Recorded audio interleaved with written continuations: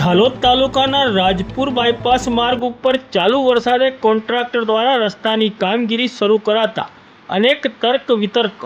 ઝાલોદ તાલુકાના મુખ્ય મથક ઝાલોદથી ફતેપુરા જતા માર્ગ ઉપર ઝાલોદથી બહાર નીકળતા જ રાજપુર બાયપાસ માર્ગ આવે છે।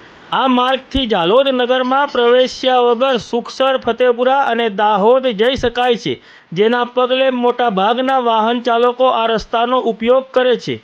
ત્યારે આજે તારીખ 27 જુલાઈ 2024 અને શનિવારના રોજ બપોરે 3 વાગ્યે મળતી માહિતી પ્રમાણે ચાલુ વરસાદમાં રસ્તાની કામગીરી કોન્ટ્રાક્ટર દ્વારા શરૂ કરાતા અનેક તર્ક વિતર્કો ઉઠવા પામ્યા છે।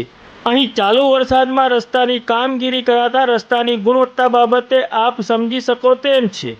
અહીં ચાલુ વરસાદમાં જ રસ્તાની કામગીરી કરાતા આ રસ્તો કેટલા સમય સુધી ટકશે તે કહેવું મુશ્કેલ છે। આ બાયપાસ રસ્તા ઉપરથી મોટા પ્રમાણમાં મોટા વાહનો, નાના વાહનો તેમજ બાઇક ચાલકો અવરજવર કરે છે, ત્યારે ચાલુ વરસાદે કરવામાં આવેલી આ કામગીરીના કારણે આ રસ્તો કેટલા સમય સુધી ટકશે તે હવે જોવાનું રહ્યું।